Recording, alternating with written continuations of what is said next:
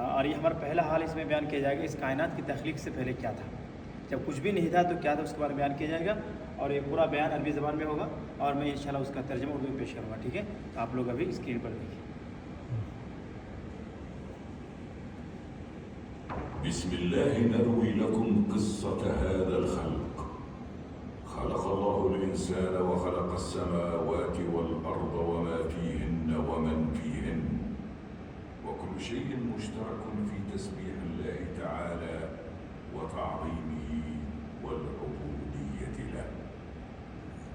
نسير في القصة معكم منذ بدء الخلق في عالمنا المشاهد، مرورا بخلق الإنسان وتتابع الأمم في الأرض ومصائرها، لنصل إلى نهاية الحياة الدنيا وفناء من على الأرض وبقاء الله الواحد الأحد الحي الذي لا يموت. ثم نتابع قصة الخلق في مشاهد أخرى تعرض لمحات لما بعد الحياة الدنيا، القصة في حياة أخرى مختلفة. هذه قصة الخلق والإنسان، لكن ماذا كان قبل بدء هذا الخلق؟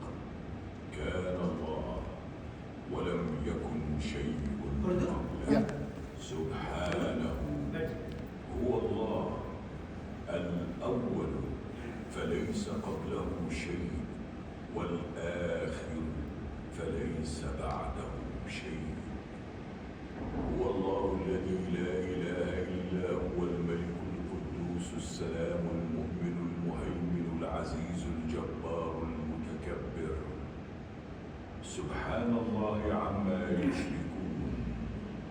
هو الله الخالق البارئ المصور، له الأسماء الحسنى، يسبح له ما في السماوات والأرض وهو العزيز. محترم زائرین، اس میں بیان کیا گیا اس کائنات کی تخلیق سے پہلے صرف اللہ تعالیٰ کی ذات موجود تھی، اللہ رب العالمین سے پہلے کوئی چیز نہیں تھی۔ قرآن میں هو الاول والآخر، اللہ ہی اول ہے، اللہ ہی آخر ہے، اللہ سے پہلے کوئی چیز نہیں، اللہ کی بعد بھی کوئی چیز نہیں ہوگی۔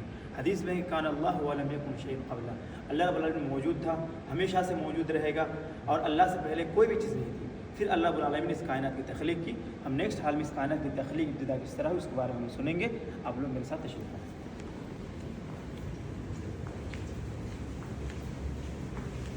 آپ لوگ بیٹھ سکتے، دونوں طرف بیٹھ جائیے آپ لوگ۔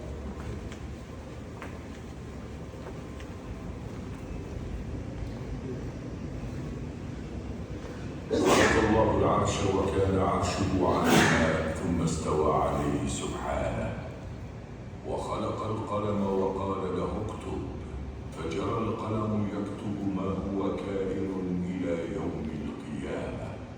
خلق الله 7 سماوات وأوحى في كل سماء ما تحتاج إليه، ثم ملئت حرسا شديدا وشهبا، وزينت بمصابيح وحفظت. وخلق الله أرضا فسيحة ممتدة ممهدة، وجعل فيها الجبال رواسي وبارك فيها وقدر فيها أقواتها وجعلها ممهدة يمشون في مناكبها ويأكلون من رزق الله تعالى. خلق الله الملائكة من نور بأعداد عظيمة، حتى إنه ما في السماء موضع 4 أصابع إلا وملك واضع جبهته ساجدا لله، يأتمرون بأوامره النافذة سبحانه. وخلق الله الجن من نار، خلقوا قبل آدم، منهم الصالحون ومنهم دون ذلك، ومنهم إبليس الذي أبى السجود واستكبر عن طاعة ربه فطرد من رحمته. ثم قبض ربنا قبضة من جميع الأرض، وخلق منها آدم ثم تناسل منه بقية الخلق. جاء بنو آدم من سلالة من طين مبتدأها نطفة من ماء مهين، ثم تكون علقة فمضغة فعظاما، ثم تكسى لحما، فتبارك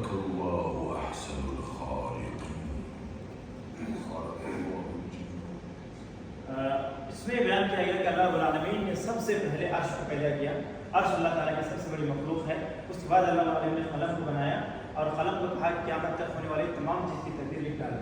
پھر اللہ رب العالمین نے بہت ساری مخلوقات بنائی, آسمان بنایا, زمین بنایا, اور مخلوقات میں سے 3 مخلوقات بہت ہی اہم ہیں. ان سے فرشتے ہیں جنہیں اللہ رب العالمین نے نور سے بنایا, اور یہ اللہ کے نیک بندے ہیں, یہ ہمیشہ اللہ کی عبادت میں مصروف رہتے ہیں, کبھی بھی اللہ کی نافرمانی نہیں کرتے. پھر اللہ رب العالمین نے اس کے بعد جو ہے جنات کو بنایا. جنات کو جو ہے آنکھ سے بنایا گیا, اور جنات اچھے برے ہر طرح کے ہیں. اس کے بعد اللہ رب العالمین انسان کو آدم علیہ السلام کو مٹی سے بنایا. یہاں اسی کے بارے میں بیان کیا گیا.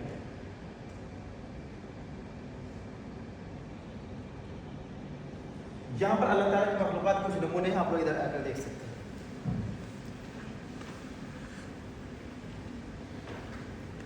یہ جو ہے اس بہت ہی قدیم, بہت ہی پرانا ہے, تقریباً 50 کروڑ سال پرانا ہے.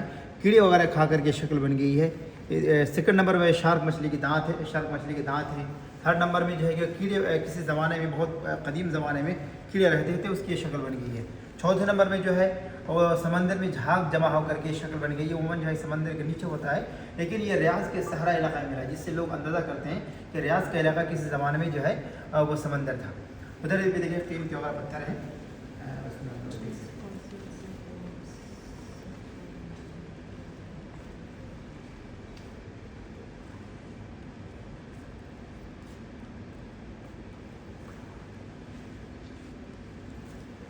قیمتی پتھر ہیں, اس میں سونے کے ذرات اور مواد ملے ہوئے ہیں. لاوا ہے جس میں آگ لگ جاتی ہے پہاڑ وغیرہ میں, پتھر میں اسی کا ایک ٹکڑا ہے, ماربل وغیرہ ہے. تو مختلف قسم کے جو ہے قدیم پتھر ہیں, اور یہ سعودی عربیہ سے لیے گئے. صاف اندازہ لگا ہے کہ یہ دنیا کتنی قدیم اور کتنی پرانی ہے.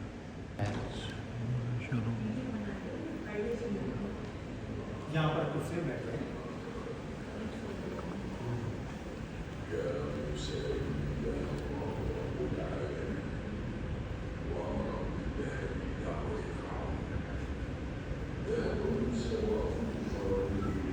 یہاں آدم علیہ السلام کے بارے میں بیان کیا جائے گا. ان کی کہانی یہ ہے کہ اللہ رب العالمین نے جو ہے آدم علیہ السلام جو پیدا کرنا چاہا تو زمین کے مختلف مقامات سے بیٹھ جائیں, مٹیوں کو جمع کیا, اس کی ایک شکل بنائی, اس کے اندر روح ہوگی. جب آدم علیہ السلام پیدا کر لے تو اللہ رب العالمین نے فرشتوں کو ان کو سجدہ کر, تو تمام فرشتوں نے سجدہ کیا تھا سوائے ابلیس کو. ابلیس کو اللہ رب العالمین جنت سے نکال دیا. پھر آدم علیہ السلام کو جنت میں بسایا, اور حوا علیہ السلام کو, اور انہیں کہا گیا اس جنت سے فائدہ اٹھائیں لیکن ایک درخت کے قریب نہ جائیں. لیکن شیطان کے بہکاؤ میں آ کر اس درخت کا پھل کھا لیا. تو اللہ رب العالمین نے آدم علیہ السلام کو اور حوا کو جنت سے نکال دیا اور اس دنیا کے اندر بھیج دیا. تب سے انسان کا عبادت اس دنیا کے اندر ہے, اور انشاءاللہ قیامت تک رہے گی. یہاں اسی کے بارے میں بیان کیا.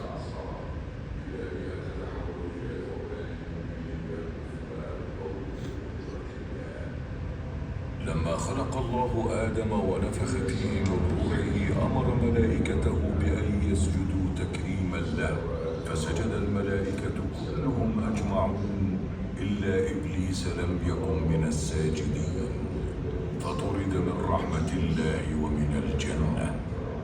أسكن الله آدم وزوجه الجنة يأكلان منها رغدا حيث شاءا عدا شجرة واحدة فأكلا منها ووقعا في معصية ربهما قلنا اهبطوا منها جميعا. وفي عهد آدم وبعده استمر الناس في عبادة الله لأجيال متعاقبة.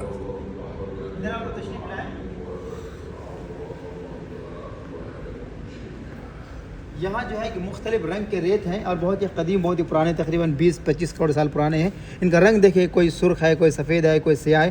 انسان کے رنگ میں جو اختلاف ہوتا ہے, کوئی گورا کوئی کالا, اسی مٹی اور ریت کے رنگ کے اختلاف کی وجہ سے ہوا کرتا ہے.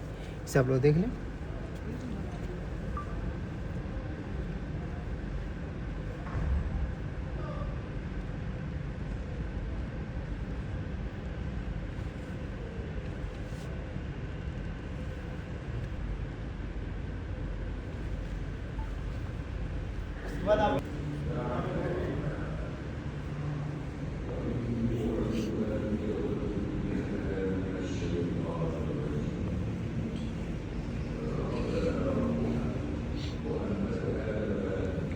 یہاں پر نوح علیہ السلام کے بارے میں بیان کیا جائے گا. آدم علیہ السلام کے بعد جو نبی آئے تھے وہ نوح علیہ السلام ہیں. آدم اور نوح علیہ السلام کے بیچ میں 1000 سال ہے, 1000 ایئرس کا ڈسٹینس کا فاصلہ تھا. اور اس بیچ میں تمام لوگ توحید پر قائم تھے، دین حق پر قائم تھے، شرک اور بت پرستی کا وجود نہیں تھا۔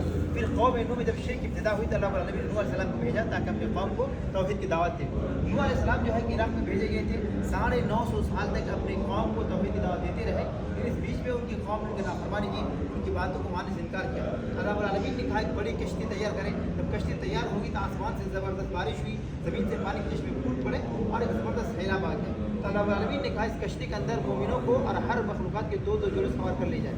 پھر جو ہے کہ سارے لوگ مومن سوار ہو گئے اور کفار کو اللہ رب العالمین نے اس پانی کے اندر ہلاک کر دیا۔ پھر یہ کشتی جا کر کے جوتی پہاڑ جا کر رکی اور وہاں سے انسانی آبادی دوسری آبادی شروع ہوئی۔ یہاں اسی کے بارے میں بیان کیا۔ وكان كلما مر عليه جماعة من قومه سخروا منه. حينما اكتمل بناء السفينة أمر الله نبيه نوحا عليه السلام بأن يجمع زوجين اثنين من كل المخلوقات وأن يصعد بهم وبمن معه من المؤمنين إلى السفينة. فأمر الله السماء ففتحت أبوابها بماء منهمر وفجرت الأرض عيونا فالتقى الماء على أمر قد قدر. وغرق المكذبون من قوم نوح وأمر الله الأرض بأن تبلع ماءها والسماء بأن تتوقف عن المطر فانحصر الماء. واستوت سفينة المؤمنين على جبل الجودي بسلام وحلت البركات على المؤمنين. ٹون ہے، قدیم زمانے میں جب لوہا نہیں تھا تو لوگ اس طرح کے پتھر سے ڈرل اور سوراخ وغیرہ کرتے تھے، ٹھیک ہے، اسے آپ لوگ دیکھ لیں۔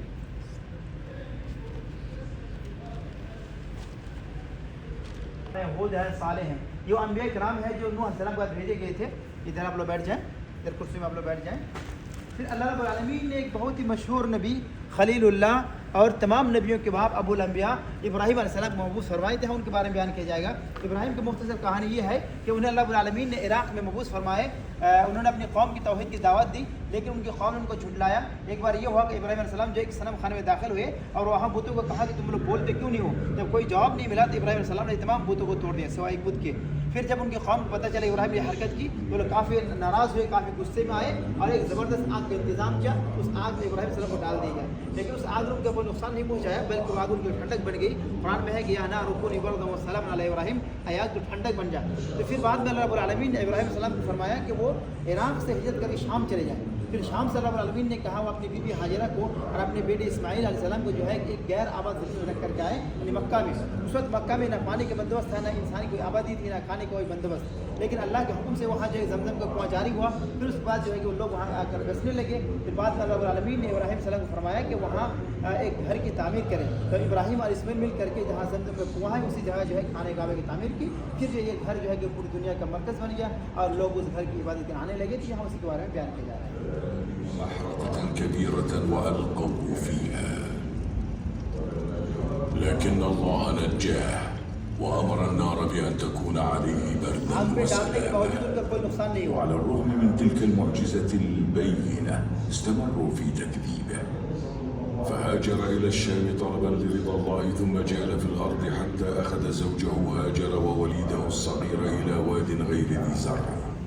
دعا إبراهيم ربه فاستجاب له وتكفل بزوجه وولده، فتدفق نبع ماء زمزم من تحت قدم إسماعيل ورزقهما من الطيبات.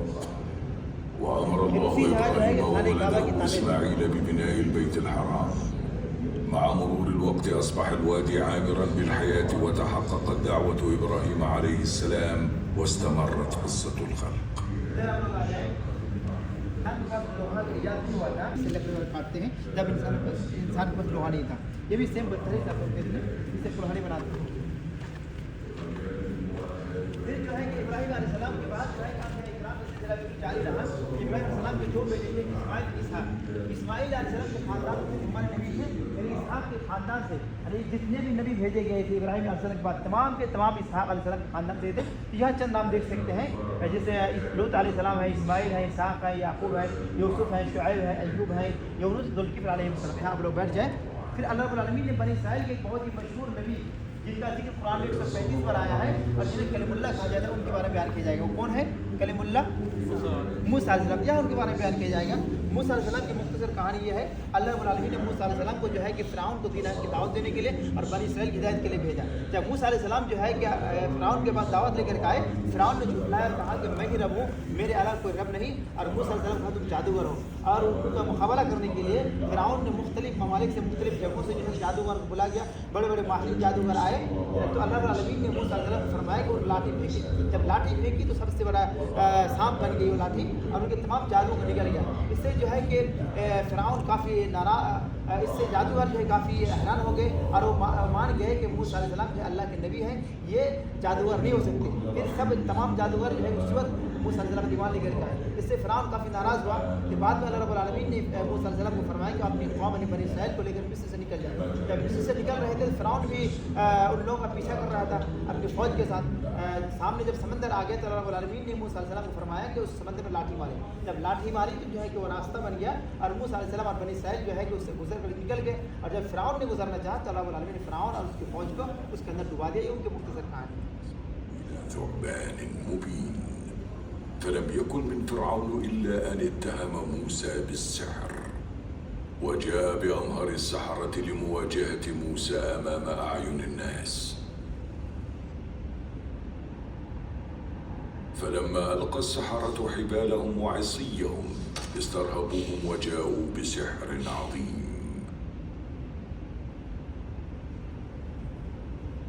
ولما ألقى موسى عصاه إذا بها تتحول إلى ثعبان مبين يلقف ما ألقوه بقدرة الله. فألقي السحرة ساجدين لله رب العالمين. استمر آل فرعون في تكذيب موسى ومن معه من المؤمنين. أمر الله موسى بأن يخرج ببني إسرائيل ليلا من مصر فتبعهم فرعون وجنوده. ولما بلغ موسى البحر أوحى الله إليه أن اضرب بعصاك البحر فانشطر. ومر موسى ومن معه من بني إسرائيل واجتازوا البحر وأتبعهم فرعون وجنده مغترين. فأمر الله البحر بأن ينطبق عليهم وأدرك فرعون وقومه الغرق وهلكوا جميعا. اس طرح اللہ رب العالمین نے فرعون اور اس کے لشکر کو ہلاک کیا۔ پھر موسیٰ علیہ السلام کے بعد ہی بہت سارے انبیاء کرام آتے رہے، یہاں چند نام دیکھ سکتے ہیں۔ یہ وہ انبیاء کرام ہیں جو موسیٰ علیہ السلام کے بعد آئے تھے، الیسع علیہ السلام، الیاس، زکریا، یہ سب انبیاء کرام آئے۔ آپ لوگ چہرہ ادھر کر لیں، اسکرین میرے سامنے ہے۔ پھر اللہ رب العالمین نے بنی اسرائیل کے آخری نبی اور جس نبی کے بعد اور ہمارے نبی کے بیچ میں کوئی نبی نہیں آئے تھے، وہ نبی کون ہے؟ عیسیٰ علیہ السلام۔ یہاں ان کے بارے میں بیان کیا جائے گا۔ عیسیٰ علیہ السلام کی کہانی کافی دلچسپ ہے۔ اللہ رب العالمین نے عیسیٰ علیہ السلام کو جو ہے کہ بغیر باپ کے پیدا کیا تھا، کلمہ کن سے ہو جا تو ان کی پیدائش ہو گئی تھی۔ جب ان کی ماں مریم علیہ السلام جو ہے کہ اس بچے کو گود میں لے کر کے آئیں تو ان کی قوم نے الزام لگایا تمہارا بچہ کیسے پیدا ہو گیا؟ مریم بولی آج میں کچھ نہیں بولوں گی، یہ بچہ بولے گا۔ گود کا بچہ بول پڑا کہ میں اللہ کا بندہ ہوں، میں اللہ کا رسول ہوں، مجھے اللہ نے نبی بنایا۔ اس سے جو لوگ حیران ہو گئے اور ان کی بات کو مان گئے۔ پھر جب عیسیٰ علیہ السلام بڑے ہوئے انہیں بہت سارے معجزے دیے گئے تھے، یعنی وہ جو ہے کہ مردوں کو زندہ کرتے تھے، مٹی سے پرندہ بناتے تھے، نابینا کو چھونے پر جو ہے اس کو بینائی مل جاتی تھی۔ اس طرح بہت سارے معجزے دیے گئے تھے۔ ایک بار یہ ہوا کہ یہودیوں نے ان کو مارنے کی، قتل کرنے کی کوشش کی، لیکن وہ ان کو مار نہیں سکے، بلکہ وہ آسمان میں اٹھا لیے گئے ہیں اور وہ ابھی بھی زندہ ہیں۔ پھر سے دوبارہ اس دنیا کے اندر آئیں گے قیامت سے پہلے، اور 40 سال تک زندہ رہیں گے، دجال کو قتل کریں گے، پھر جو ہے کہ قیامت قائم ہوگی۔ یہ ان کی مختصر کہانی ہے۔ يدون أن يمسسها بشر. اعتزلت مريم الناس حتى جاء موعد ولادتها وألجأها المخرج إلى جذع نخلة وأجرى الله لها الماء تحت أقدامها وأسقط عليها الرطب فأكلت وشربت وقرت عينها بوليدها. لما أتت مريم قومها تحمل طفلا رضيعا ألقوا عليها اللوم فلم تنطق وأشارت إلى عيسى فاستنكر القوم أن يكلموا رضيعا، لكن الله أنطقه فقال إني عبد الله أتاني الكتاب وجعلني نبيا. لما كبر عيسى بعثه الله بالتوحيد رسولا إلى بني إسرائيل وأجرى على يديه المعجزات. لكنهم أنكروا نبوته وكذبوه إلا قليلا منهم. ثم تآمر عليه أعداؤه ليقتلوه، لكن الله لم يمكنه وما قتلوه وما صلبوه ولكن شبه لهم. ورفع الله نبيه عيسى إليه واستمرت قصة الخلق. ادھر آپ لوگ تشریف لائیں. یہاں دیکھیں قدیم زمانے میں لوگ جب ان کے پاس لوہا نہیں تھا تو اس طرح کے پتھر سے جو ہے تیر کا پھل بناتے تھے، یعنی تیر کا اگلا والا حصہ.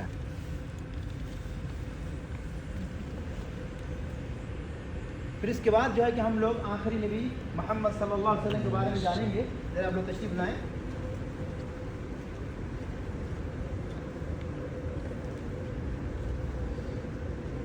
یہ غار ہرا کی ماڈل بنایا گیا ہے.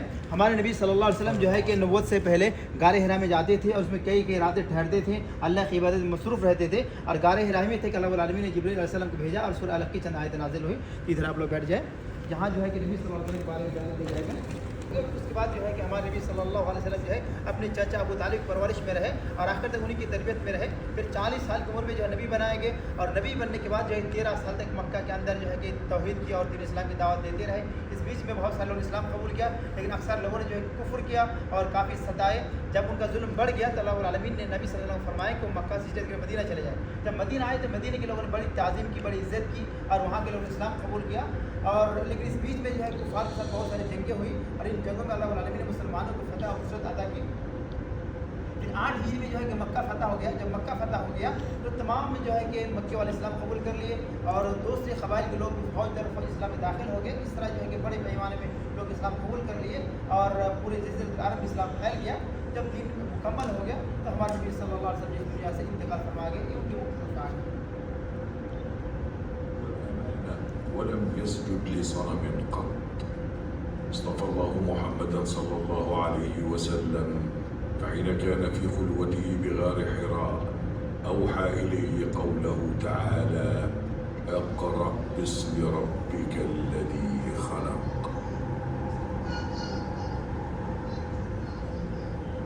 بدأ النبي صلى الله عليه وسلم دعوته بأهل بيته، ولما جهر بالدعوة في قريش كذبوه واتهموه بالباطل وآذوه وحاولوا استمالته بالمال والمنصب. مكث صلى الله عليه وسلم يبلغ رسالته لقوافل الحج القادمة لمكة، وبعد أكثر من عقد من بعثته انشرح صدر جماعة من يثرب فدخلوا في الإسلام. ازداد كيد قريش وآذاها لمحمد صلى الله عليه وسلم وصحبه رضي الله عنهم، فأذن الله لهم بالهجرة من مكة إلى المدينة. وخرج صلى الله عليه وسلم برفقة صاحبه أبي بكر رضي الله عنه في رحلة شاقة محفوفة بالمخاطر حتى وصلوا المدينة فاستقبله الأنصار بحفاوة. كان أول ما بدأ به النبي صلى الله عليه وسلم في المدينة تأسيس المسجد، فبنى مسجد قباء ثم أمر ببناء المسجد النبوي، ثم كانت المؤاخاة بين المهاجرين والأنصار. بدأ صلى الله عليه وسلم عهدا جديدا لنشر دعوته في جزيرة العرب.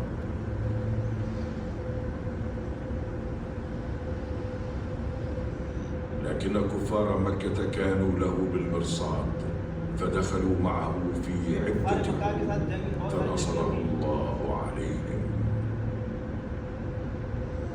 بدأ صلى الله عليه وسلم إرسال البعثات والوفود لملوك الروم واليمن وبلاد فارس يدعوهم للإسلام.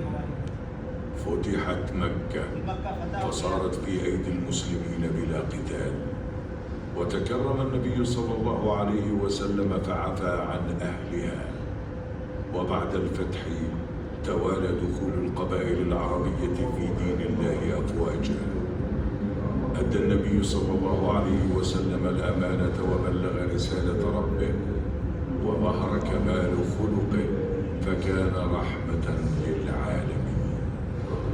رحل النبي صلى الله عليه وسلم، لكنه قبل رحيله بلغ ما أوحي إليه من ربه قرآنا غضا طريا بين أيدينا، كما ترك إرثا عظيما من السنة تناقلته الأجيال من بعده.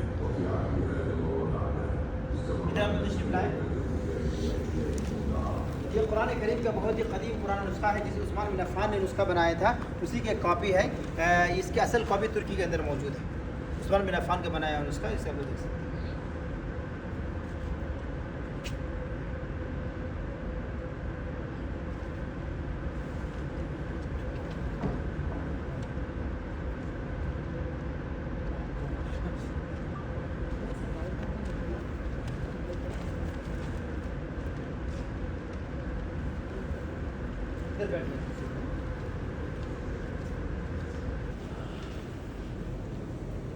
یہاں سے جو قیامت اور قیامت کے بعد ہونے والے واقعات کے بارے میں بیان کیا جائے گا، لیکن قیامت سے پہلے کچھ نشانیاں ہیں. یہ نشانیاں ظاہر ہوں گی تب قیامت قائم ہوگی. ان نشانیوں میں سے یہ ہے علم اٹھا لیا جائے گا، جہالت پھیل جائے گی، برائیوں کی کثرت ہوگی، لوگوں کے پاس مال و دولت کی فراوانی ہوگی، لوگ بڑی بڑی بلڈنگیں بنائیں گے.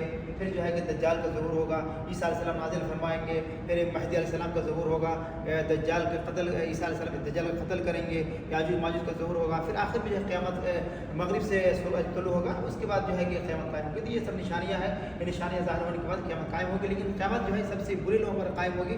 اللہ کے نام لینے اور جب تک قائم رہیں گے تب تک قیامت قائم نہیں ہوگی. اس کے بارے میں نشانی کے بارے میں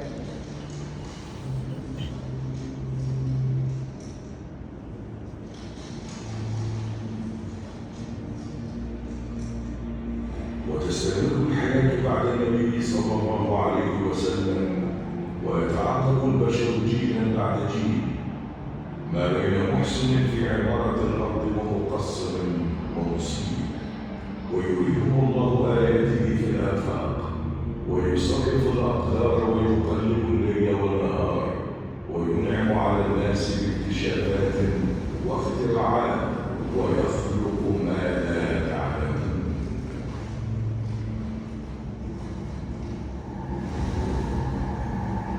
كتب الله للحياة الدنيا نهاية معلومة، وجعل لفنائها واقتراب الساعة أشراطا وإنذارات تذكر الناس بالنهاية المشركة، وتعطي للخلق فرصة للإحسان. وفي لحظة سيسمع جميع الخلائق صيحة كونية. في ذلك اليوم يفزع من في السماوات ومن في الأرض إلا من شاء الله، ثم تأتي نفخة الصعق عندما ينفخ إسرافيل في الصور نفخة فتفنى الأجساد، ولا يبقى إلا الله، فهو الحي الذي لا يموت.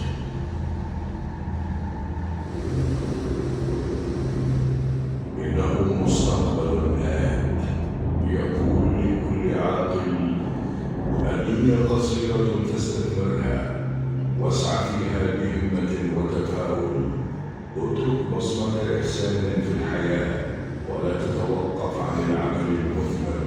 قال صلى الله عليه وسلم: إذا قامت الساعة وفي يد أحدكم فسيلة فليغرسها. نیکسٹ حال میں قیامت کے بارے میں بیان کیا جائے گا. آپ کو ادھر تشریف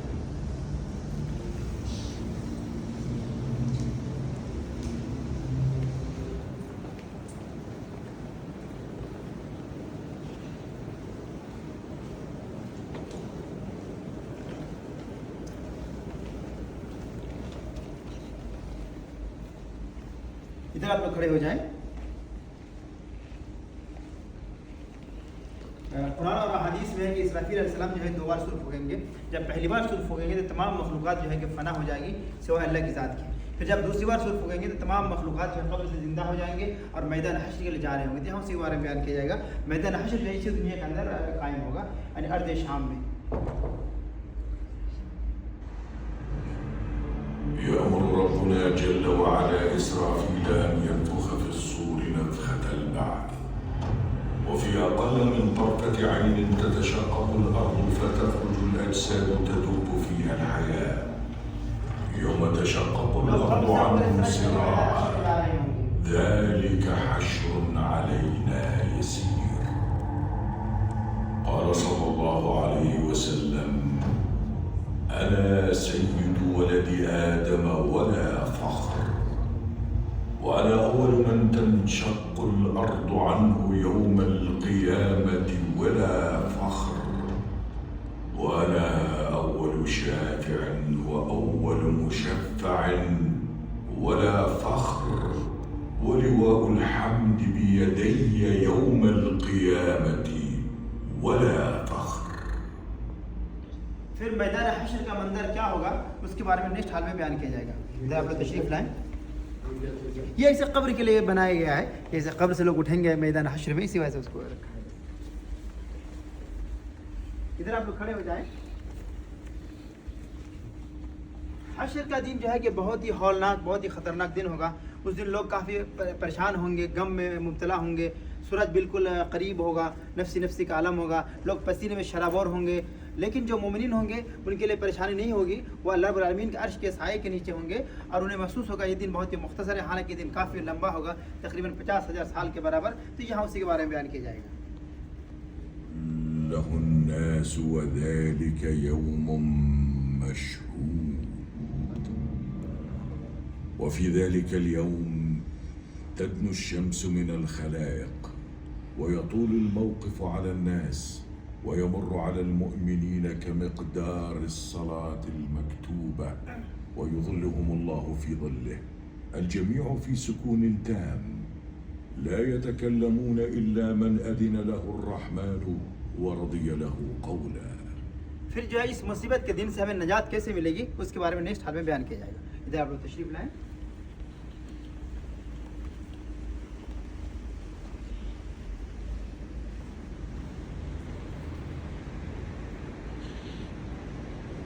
ادھر آپ لوگ اس کے اندر داخل ہو جائیں.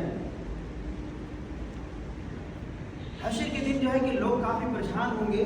وہ لوگ جو سفارش کے لیے مختلف انبیاء کرام پاس جائیں گے. سب سے پہلے جائیں گے آدم علیہ السلام کے پاس, پھر نوح علیہ السلام کے پاس, پھر ابراہیم, پھر موسیٰ, عیسیٰ. تو تمام انبیاء کرام کہیں گے کہ نفسی نفسی, ہم آپ کے لیے سفارش نہیں کر سکتے. پھر آخر میں لوگ ہمارے نبی کے پاس آئیں گے تو ہمارے نبی کہیں گے انا لہا, میں اس کے لیے ہوں. تو ہمارے نبی صلی اللہ علیہ وسلم جو ہے اللہ رب العالمین کے سامنے عرش کے نیچے سجدے میں گر جائیں گے. اللہ رب العالمین فرمائیں گے محمد اپنے سر اٹھائیے اور مانگے جو کچھ مانگنا ہو. نبی صلی اللہ علیہ وسلم فرمائیں گے امتی امتی رب, اے رب میری امت کو بچا لیجیے. تو اللہ رب العالمین جو ہمارے نبی کی سفارش قبول فرمائیں گے اور اس سفارش کو ایسے بہت سارے مومنین کو بغیر حساب کتاب کو جنت میں داخل کریں گے. یہاں اسی کے بارے میں بیان کیا ہے.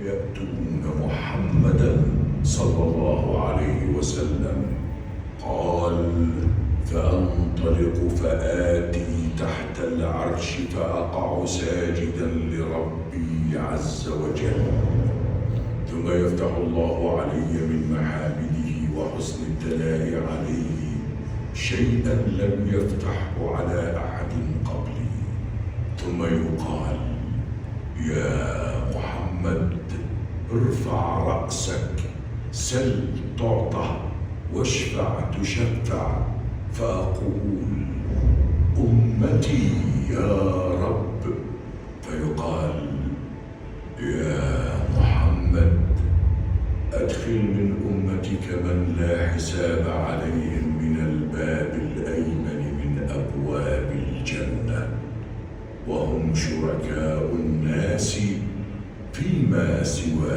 ذلك من الأبواب. اس کے بعد جو مرحلہ ہوگا وہ ہے حساب کتاب کا. تو نیکسٹ حال میں اس کے بارے میں آتے ہیں.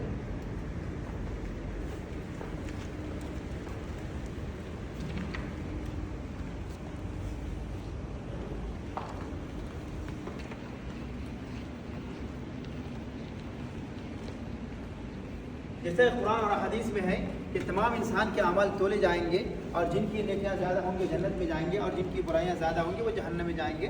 اور ہر انسان کو جو اس دن جو ہے کہ نامہ اعمال دے دیا جائے گا. مومنین کو جو ہے کہ دائیں ہاتھ میں دیا جائے گا, کفار کو بائیں ہاتھ میں دیا جائے گا. اللہ رب العالمین سب کے ساتھ جو ہے کہ عدل کے ساتھ فیصلہ کرے گا, رحمت کے ساتھ فیصلہ کرے گا. مومن کے لیے صرف جو ہے کہ حساب پیش کیا جائے گا, لیکن جو کفار ہوں گے یا جو لوگ فاجر ہوں گے ان کے سخت سے سخت حساب لیا جائے گا. پھر اس کے بعد جو ہے جنت اور جنت میں چلے جائیں گے اور جہنم اور جہنم میں چلے جائیں گے. اسی کے بارے میں بیان کیا جائے گا. ليحكم بين الناس ويفصل بين الخلائق وتأتي الملائكة فتتراص صفوفا وتوضع موازين العدالة فلا تظلم نفس شيئا وإن كان مثقال حبة من خردل أتينا بها وكفى بنا حاسبين. يشاهد كل امرئ ميزان عمله فمن يعمل مثقال ذرة خيرا يره ومن يعمل مثقال ذرة شرا يره. قال الله تعالى في الحديث القدسي: أعددت لعبادي الصالحين ما لا عين رأت ولا أذن سمعت ولا خطر على قلب بشر. وترى الملائكة حافين من حول العرش يسبحون بحمد ربهم وقضي بينهم بالحق وقيل الحمد لله رب العالمين. اس کے بعد آخر میں جو ہے ہم سب کے لیے ایک فائنل میسیج ہے، آخری میسیج ہے، اسے آپ لوگ ادھر آپ لوگ آ جائیں.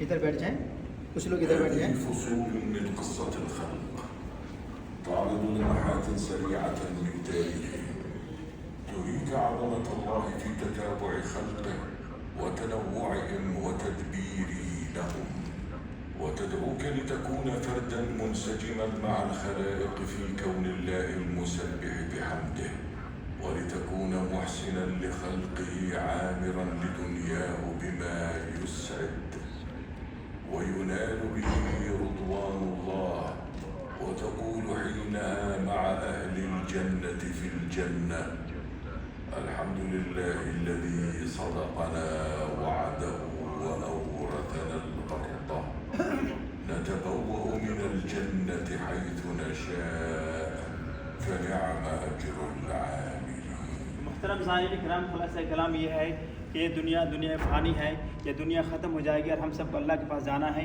آخرت ہی ہم لوگوں کا دارالقرار ہے، ہمیشگی کا گھر ہے، ہمیں وہی ہمیشہ ٹھہرنا ہے. اسی لیے انسان کو چاہیے اس دن کے لیے تیاری کریں، نیک اعمال کریں، برائیوں سے بچیں. اللہ تعالیٰ سے دعا ہے ہم جنت نصیب فرمائے اور جہنم سے نجات عطا فرمائے. آمین یا رب العالمین. یہاں سے ہم لوگ شو ختم ہو گیا. بارک اللہ فیکم.